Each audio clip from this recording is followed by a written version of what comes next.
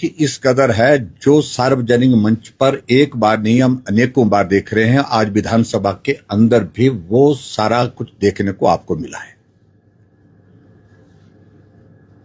और मैं उम्मीद करता था कि मुकेश अग्निहोत्री जो है वो लॉजिकल बात करेंगे और इसका रास्ता क्या है, तरीका क्या है और सरकार का पक्ष क्या है, मुख्यमंत्री जी स्पष्ट नहीं कर पाए कि हमको करना क्या है।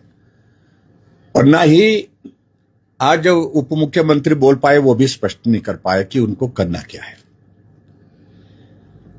आर्टिकल 275(1) का जिक्र करते रहे और 271 आर्टिकल में बड़ा क्लियर है कि रेवेन्यू डेफिसिट ग्रांट का जिक्र उसमें नहीं है। सेंट्रल ग्रांट्स का उसमें जिक्र है और उसमें विशेष तौर से जो ट्राइबल का सेक्शन है, समाज है, एरिया है, उनके क्षेत्र में डेवलपमेंट के काम ठीक तरह से हो, उन सारी चीजों को लेकर के उसमें फोकस ज्यादा किया, उसका रेफरेंस किया उसमें।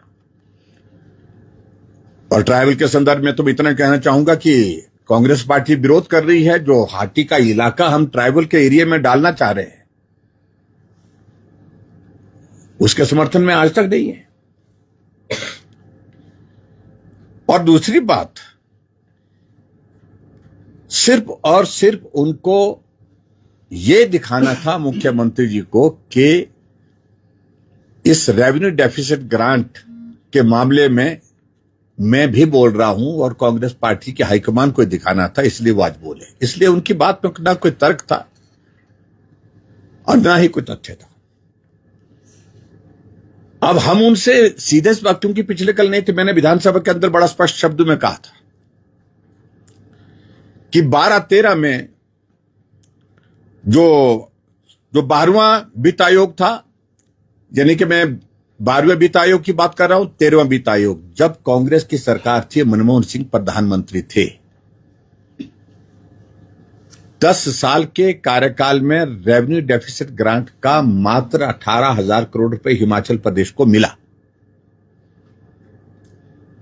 और जब से मोदी जी प्रधानमंत्री बने हैं, 14वें और 15वें वित्त आयोग में हिमाचल प्रदेश को रेवेन्यू डेफिसिट ग्रांट का 78,000 करोड़ मिला है। 60,000 करोड़ रुपए कांग्रेस के कंपैरिजन में ज्यादा मिला है। अगर अन्याय हुआ है तो अन्याय कांग्रेस की सरकार जब केंद्र में थी, मनमोहन सिंह जी बड़े देश के बड़े अर्थशास्त्री प्रधानमंत्री थे, उस दौरान हुई है। आज हिमाचल प्रदेश के सारे डेवलपमेंट के प्रोजेक्ट तो केंद्र सरकार से चल रहे हैं। और जिस बात के मैंने जिक्र किया है कि हिमाचल प्रदेश को जिस अधिकार से वंचित किया था कांग्रेस की गवर्नमेंट ने, मनमोहन सिंह जी ने, जो 90-10 का हमारा डेवलपमेंट का सेंट्रल स्कीम में जो शेयर रहता था, उस सारी चीज में उसको बदल करके जो है वो 60-40 कर दिया, 70-30 कर दिया था। प्रधानमंत्री मोदी जी ने 2014 में आने के बाद स्पेशल स्टेट का स्टेटस देने के लिए हिमाचल प्रदेश में उसमें शामिल किया। अब 90% सेंट्रल स्कीम में केंद्र मदद करता है और 10% जो है स्टेट करता है।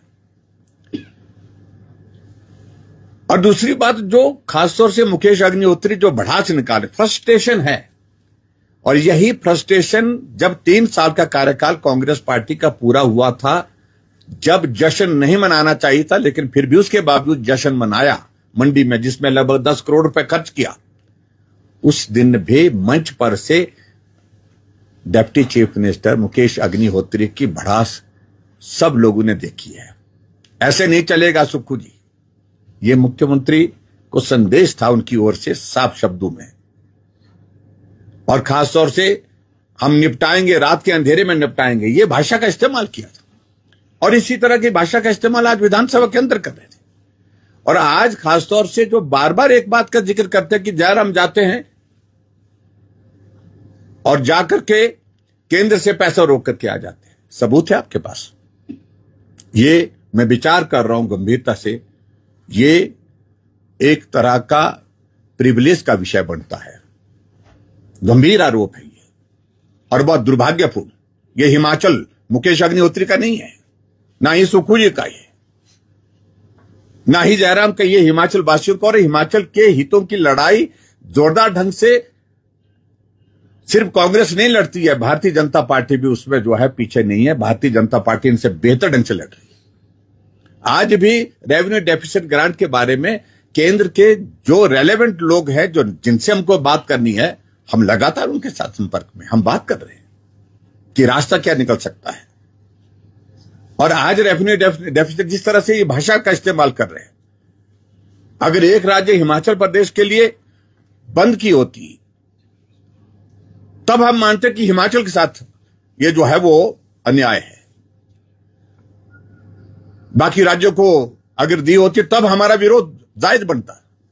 जब सभी राज्यों को रेवेन्यू डेफिसिट ग्रांट बंद हुई है और जब फाइनेंस कमीशन ने पिछली बार बड़ा स्पष्ट शब्दों में कहा कि हम इसको टेपर डाउन कर रहे हैं, और टेपर डाउन करने का मतलब है कि आप रेवेन्यू डेफिसिट ग्रांट की आदत ना डालें। आने वाले समय में बिना रेवेन्यू डेफिसिट ग्रांट के आपको प्रदेश चलाने की तैयारी करनी होगी। और अब की बात 16 फाइनेंस कमीशन में इस बात को लेकर के फाइनेंस कमीशन ने कुछ पॉइंट्स का जिक्र भी किया है। स्टेट को अपने रिसोर्सेज जनरेट करने के लिए कहा गया बार बार, स्टेट को अपने खर्चे कम करने के लिए कहा बार बार, लेकिन स्टेट को कुछ जगह इस प्रकार से आदत सी बन गई है, ना खर्चे कम कर रहे हैं, ना रेवेन्यू जनरेट करने के लिए अपना प्लान कर रहे हैं। तो ऐसी सूरत में मैं इस बात को समझ सकता हूं कि हिमाचल प्रदेश आर्थिक संकट में है, पहले से है, अब ज्यादा संकट होगा, इसमें दो राय नहीं है। लेकिन इस संकट से बाहर निकालने का रास्ता खोजो। और ये चाहे मुख्यमंत्री जी की बात करें, चाहे उप मुख्यमंत्री की बात, चाहे कांग्रेस के नेताओं की, अगर सिर्फ राजनीतिक मकसद से लड़ना चाहते हैं तो हम यहां हैं। मैं उनको साफ कहना चाहता हूं। रेवेन्यू डेफिसिट ग्रांट की अगर लड़ाई लड़ना चाहते हैं तो बात अलग है। तो हम उन सारी चीज को लेकर के जहां मदद हो सकती है, जहां सहयोग हो सकता है, जहां पक्ष रखा जा सकता है, अपने तरीके से हम अपने पक्ष रखेंगे। लेकिन अगर लड़ाई लड़ने की बात होगी, लड़ाई लड़ने की बात मतलब सिर्फ राजनीतिक लड़ाई लड़ने की बात, तो राजनीतिक लड़ाई तो हम भी लड़ेंगे।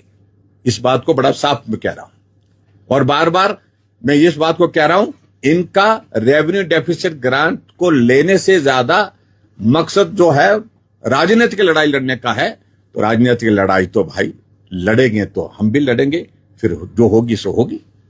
इसलिए तर्क के साथ उम्मीद करते थे इस चर्चा में बड़े नेता भाग लेंगे कांग्रेस पार्टी के, लेकिन तर्क की जगह बार बार कुतर्क, जो शब्द का इस्तेमाल वो कर रहे हैं, वो कुतर्क ही दे रहे हैं। ये मैं समझता हूं बहुत दुर्भाग्यपूर्ण है।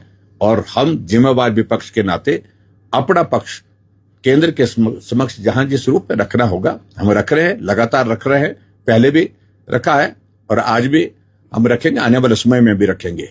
और कांग्रेस पार्टी अभी तक स्पष्ट नहीं कर पाई कि रेवेन्यू डेफिसिट ग्रांट में राजनीतिक भाषा बोलने के अलावा आप प्रैक्टिकल रूप से क्या प्लान है आपका, क्या स्ट्रेटजी है आपकी, किस प्रकार से आप केंद्र सरकार को कन्विंस करेंगे। आज तक हिमाचल प्रदेश को जो करोड़ों रुपए, हजारों करोड़ रुपए विकास के लिए मिला है, क्या एक बार भी शब्द धन्यवाद का हुआ? जो हमसे पूछ रहे हैं कि आपको पीड़ा नहीं हुई, आपको नहीं लगा उनको कि भाई कि हिमाचल प्रदेश को इतना पैसा मिला और एक बार भी धन्यवाद करें? नहीं किया और न करने का उनका स्वभाव है। अब हम उस पर हम ज्यादा कुछ नहीं कहना चाहते हैं। ये लड़ाई राजनीतिक दृष्टि से अगर लड़ने की बात सोच रहे हैं तो राजनीतिक दृष्टि से हम भी तैयार हैं लड़ने। सर, सीएम साहब कह रहे हैं कि क्लियर स्टैंड नहीं कर रही है बीजेपी की, और पीएम के पास जाएंगे दिल्ली की नहीं जाएंगे उनके साथ? देखिए, CM will not decide everything. उनका आग्रह करने का अधिकार है, लेकिन उसके बाद हम उन सारी चीजों पर हम विचार करेंगे। हमारी पार्टी सक्षम है अपनी बात को प्रधानमंत्री जी के सामने, केंद्र की सरकार के सामने रखने के लिए। जो भी मैकेनिज्म हम पार्टी के अंदर तय करेंगे वो करेंगे, लेकिन हिमाचल के लिए मदद हो, इस सारी चीज के लिए ना पहले भारतीय जनता पार्टी पीछे हटी है और ना आने वाले समय में। सर, सत्ता पक्ष के विधायक केशकालीन ने आज फिर से अधिकारी के ऊपर सवाल उठाया कि वो फोन नहीं उठाते हैं, इस पे ऊपर क्या कहेंगे? देखिए, ये तो कांग्रेस पार्टी में अधिक